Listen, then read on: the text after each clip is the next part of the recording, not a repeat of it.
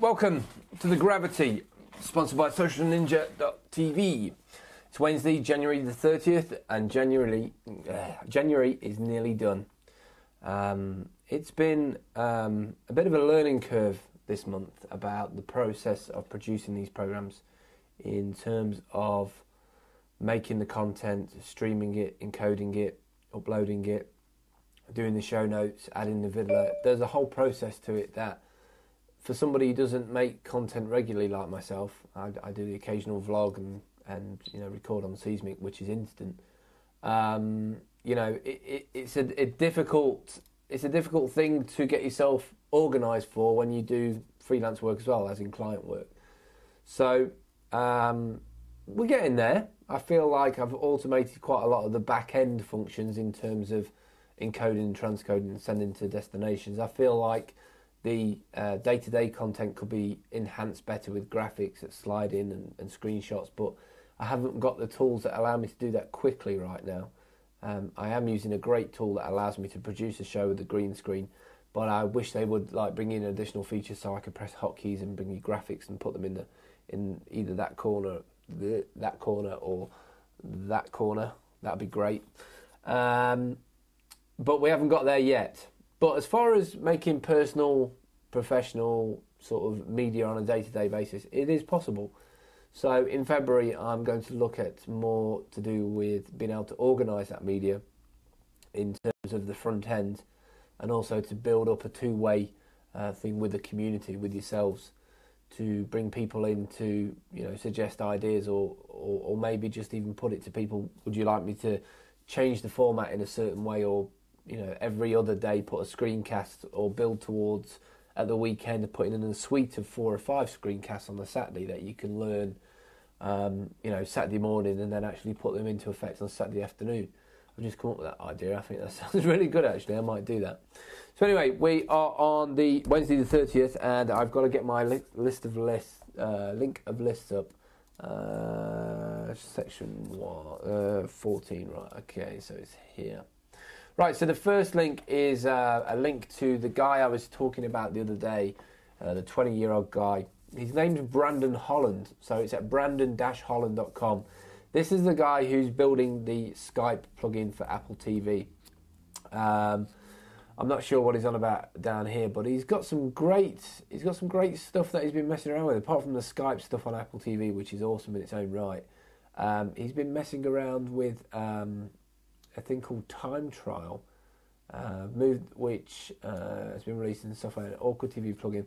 I moved the menu around a lot. A new menu is called Time Trial, which can be used to clock your car. Time Trial is built in 0 to 60 auto start and stop visual, start timing as soon as the speed is over 0 and stop timing as soon as it's 60.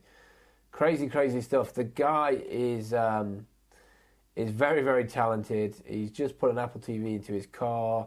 He can park up in his driveway and get it all sort of synced by Wi-Fi. I'd like to get in touch with the guy and see how he went about regulating the power to his Apple TV. He's got the whole screen in his stereo, and he's linked it up to that. So he must have some sort of drop-down converters to get it onto the screen. But I'd like to know about sort of cranking the car over. Does he have a special filter for it? Because I've got an Apple TV, and I might do something daft and do something similar. If this guy is as good as he looks he is from plugging in Skype, then maybe he can come up with some sort of nifty Seismic application. That'd be awesome. Can you imagine that on Apple TV, just syncing it all up? You've got the Wi-Fi in the house, or it can pick up Wi-Fi signals. So who knows? Possibilities. Apple TV Seismic, that'd be nice. All on the television set. Seismic public timeline. Ideas are flowing. Okay, next thing I want to talk about is something off Blog TV. This is a guy who's on there pretty much every day, 9 a.m. to 12 p.m. Eastern time. And it's rocklandusa.com /blog. The reason why I'm mentioning this is he's got a very good show set up here.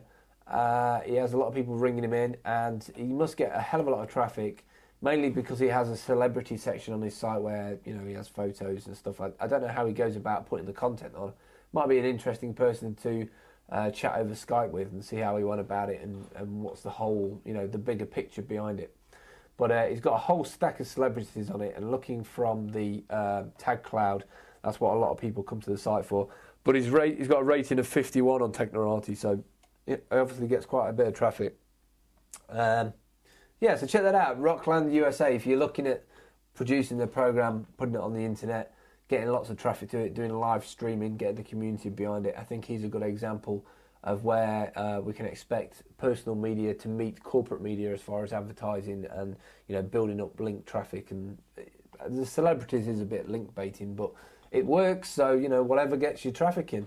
Talking about whatever gets you traffic in, Jeff Pulver yesterday got in touch, and we built something rapidly in the space of an hour for pulvertv.ning.com. Ning is a great community site. One of my favourite video blogs is, or video shows, internet TV shows, is Epic Foo. Used to be called Jet Set Show.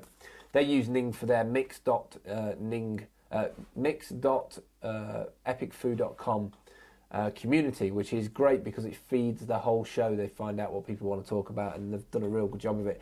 And they've got over 2,000 people, members in their community. We set this one up for Jeff yesterday, just really, really simple, but we realised how flexible we can mess around with the CSS and bolt bits and bobs in there, and utilising the power of Ning as well, instead of having to worry about forums here and there. Check it out, pulvertv.ning.com. We've got about 50 people signed up in a day, which is pretty good going. We need people to start putting commentary on there and forum stuff on there and suggesting ideas. I've already spoke to Nia at Blog TV about getting a countdown timer, and also various little tweaks that Blog TV could do to make it a bit more interactive, like stretching the media out. And I believe there's an EKG or EPG or whatever it's called, one of those program guides coming. But basically, Pulver TV is going to run 24/7. It's going to have a lot of media from the vlogosphere and the internet TV productions. And it's going to have its own guide, and it'll be running all the time. So it's a nice little plug-in television station. Maybe Apple TV needs to support TV stations that are running off Blog TV as well. That'd be awesome. All right, next thing, quickly, because we're running out of time, iSpyFX.com. It's a little Java-enabled program that runs on Nokias. You can buy a webcam, spins around, you can connect to it via Java. Been around a long time. This looks a fine-tuned thing. Only looks like Windows though, but it's very cheap. Buy StreamFX with a credit card, €10. Dirt cheap. Next thing, this is all blue-eyed humans have common ancestor. So that makes me really common, but we already knew that anyway. This is purl.com/TRAFIS. Basically, let me read you the first few lines. New research shows that people with blue eyes have a single common ancestor. A team at the University of Copenhagen have tracked down a genetic mutation which took place 6,000 to 10,000 years ago, and is the cause of the eye colour of the all blue-eyed human alive on the planet today. Originally, we all had brown eyes, said Professor Elberg, Department of Cellular and Molecular Medicine, but a generic mutation affected the OCA2 gene in our chromosomes, resulting in the creation of a switch which literally turned off the ability to produce brown eyes. Freaky stuff indeed. Go and check that out.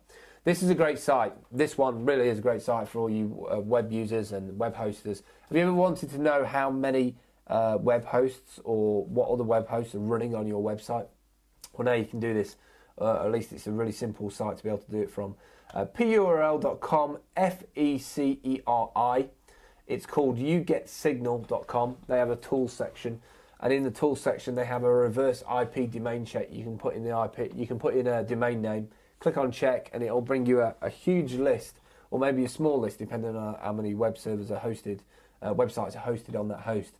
It's good for finding out information about a server, what other people are hosted on your server, and also, to get back into your ISP and say to them, my site's slow, I'm sharing with like 150 other people, is there any chance of getting moved to another server? Most ISPs are willing to do that. I checked on a few of mine, and there's quite a few on the DreamHost one. So I'm considering getting in touch and see if they'll upgrade me, or maybe I'll just get that special dedicated server package and see how that works. Okay, so we're coming up to 9.5 minutes. Quickly going to put a last one in here. 80% efficient solar panels works at night. The most expensive, carefully designed and complicated solar panels in the world operate at 40% efficiency. That means that for every bit of sunlight that hits a panel, only 4% of it is turned into electricity. Think nanotechnology, think new material, think easy way to print it. This is the new stuff that's coming out, guys. purl.com, LAVATI. You've been awesome. I've got to go pick my daughter up because it's an Ella and Daddy night. It's Thursday night. See you all tomorrow. I've been Phil Campbell, Gravity. See ya. Bye.